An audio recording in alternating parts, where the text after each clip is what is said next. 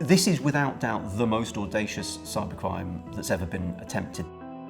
The idea that you would steal $1 billion from a national bank and try and spirit it away across international time zones is absolutely astonishing. The Lazarus Group is suspected to be hackers supported by North Korean intelligence. They're behind the hacking into major corporations like Sony Pictures Entertainment. Sony Pictures Entertainment is reeling from what may be the biggest and most devastating computer hacking in Hollywood's history. Taking studios off air, taking down TV studios, taking down banks, attempting to steal $1 billion from Bangladesh. The $81 million money laundering scandal is now considered one of the biggest bank heists in Asia. And then moving into cryptocurrency, spreading a virus around the world. It looked at first like an attack just on hospitals in the UK, but it's now becoming clear that this malicious software has run riot around the world. Security experts say this is one of the worst and most widespread pieces of malware they've ever seen. The risk and threat of cyber, not just from suspected North Korean hackers, but I would say from hackers operating in other countries as well. We're all vulnerable.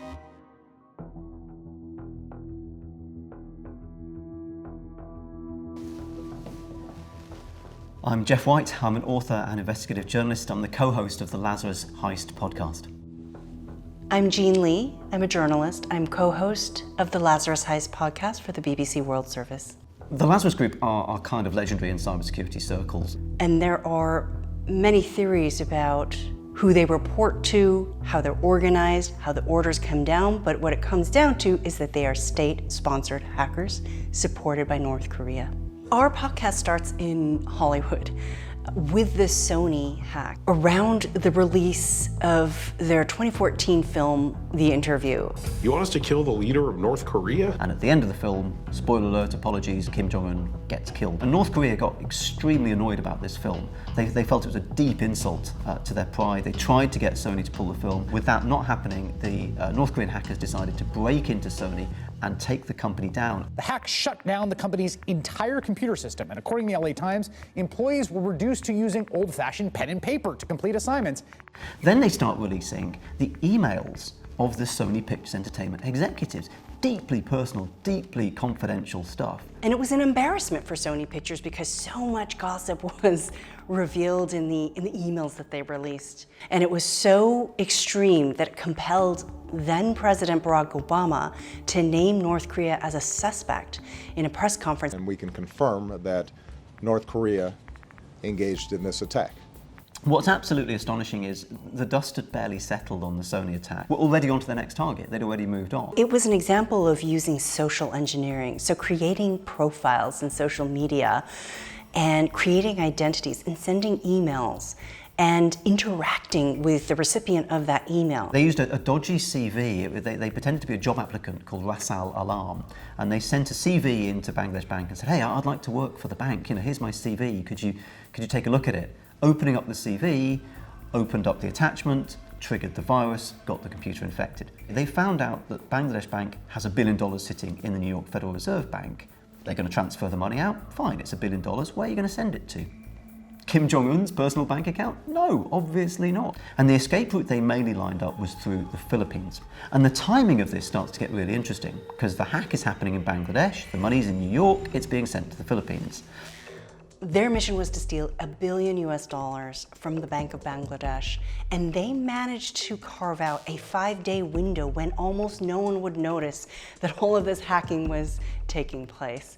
It was not only the weekend in Bangladesh, but it was also the start of the Lunar New Year here in Asia, which is a big holiday. So even when Bangladesh Bank manages to get through to the New York Fed and they piece it all together, they're phoning up the Philippines and people aren't answering the phone because it's a bank holiday there. It's a perfectly, almost immaculately planned bank heist, taking advantage of 3 different time zones and several bank holidays across the world. They didn't manage to make off with the full $1 billion, but they came very close. And it was only because of a couple errors that money ended up not going through. But in the end, they managed to get $81 million. So they've got $81 million. It's not bad, not a bad payday. But the problem the hackers now have is it's still traceable. So yes, they've moved the money from New York into the Philippines into those bank accounts, but you can still trace it. And this is another amazing element of the whole process of how you steal $1 billion. They had to wash that money. It was dirty money. So then they take the money and they move it into casinos in the Philippines. Why casinos? Well, number one, the casinos weren't regulated by money laundering regulations at the time. So you pitch up to a casino with $81 million, nobody asks many questions. But number two, perhaps most importantly, they change the money into casino chips. They gamble the chips over the tables, they get their winnings, they cash their winnings into a check. You can't link that check they walked out with the money that came in at the beginning. And one of the things that was so remarkable was the casino workers telling us that these groups of men would come in and just, almost like they were working a job, sit down to gamble at Baccarat and didn't seem to react if they won and didn't seem to react if they lost. Now you may think, well, hang on, aren't Bangladesh Bank on the case trying to get their money back? Yes, they are. They've traced the money to the Philippines. They go to the casinos. They say, look, this is our money. But the casinos, remember, aren't regulated by money laundering regulations. It's also a remarkable revelation in how the suspected hackers plotted out every step of this process, from the hack itself to how they get the money out of the banks and how they clean up that money and then, of course, get it back to North Korea. The US investigators are correct, and this was the work of North Korea, and they were trying to steal $1 billion out of Bangladesh Bank. In a way, it makes perfect sense. North Korea has hit the buffers. North Korea is broke. It was about stealing money that the regime desperately wanted and needed to build its nuclear program. The problem is, of course, those nuclear weapons, those tests and those missile tests were met with sanctions by the international community. And those sanctions cut off North Korea from the international community and cut off its finances. One of the most perplexing things, and one of the reasons I think we underestimated the North Korean hackers, is because they are so disconnected from the internet. I mean, this is a country where most of the population doesn't have electricity for most of the day, and much less computers.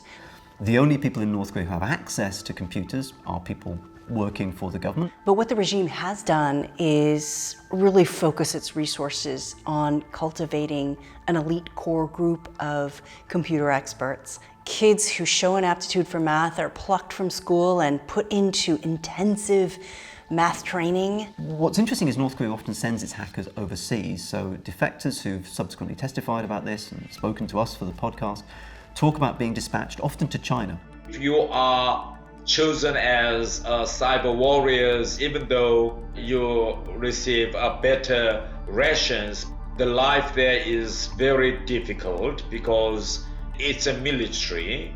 For instance, you have to get up at 6 o'clock to work 10 or 15 or 20 hours without sleeping, you know. The whole life would be isolated from rest of North Korea. One of the fascinating details that we uncovered in the course of our investigation was that these suspected hackers are not just these shadowy figures operating under the veil of cyberspace, but they actually have a face and a name, and that name is Park Jin-hyuk. He is back in Pyongyang as far as we know, which means he's out of the reach of the FBI. But he remains a suspect, the key suspect in the Bangladesh bank heist. Park Jin-hyuk, according to the US investigators, was a key member of the Lazarus Group and is linked to Sony Pictures Entertainment, the hack on Bangladesh Bank, and the WannaCry ransomware attack of 2017. The global cyber attack where hackers demanded money and exploited a dangerous security hole which froze computers at over 100,000 companies in 150 countries. Ransomware attacks can be extremely lucrative. Computer hackers send you a dodgy email, a dodgy attachment, you open it up, your computer gets infected, and the virus scrambles all of your files. The hackers then issue you with a demand and say, in order to unscramble your files, pay us a ransom. One strain of ransomware in 1 month made $350 million for the gang behind it. That's $10 million a day. The amounts are absolutely astonishing. The WannaCry ransomware was entirely different than the Bangladesh bank heist because it didn't require you to click on a link. It just ran rampant through computer systems and unleashed this virus on its own. The spread was astonishing. In 24 hours, something like 200,000 computers in more than 150 different countries. And of course, in the UK, one of the main bodies that was hit was the NHS. A, one of the world's largest employers. B, massive amount of computers in the NHS. But it wasn't only that, it was major telecommunications firms, transportation companies, Boeing, Telefonica, Deutsche Bahn. I mean, if you think about the extent of it, it's absolutely terrifying. Thankfully for us, there was an off switch, and it brought the whole thing to a sort of shuddering halt. Part of what the North Koreans want to do is not only to make money, but also to show us that they can upend our lives, that we shouldn't forget that they remain a threat. And that makes us all vulnerable. They've got into cryptocurrency and they've learned and embraced the cutting edge of financial crime to make more than $1 billion for themselves. And all of this money, certainly according to US investigators, goes back into the pockets of North Korea, a pariah regime which is spending some of that money on nuclear weapons.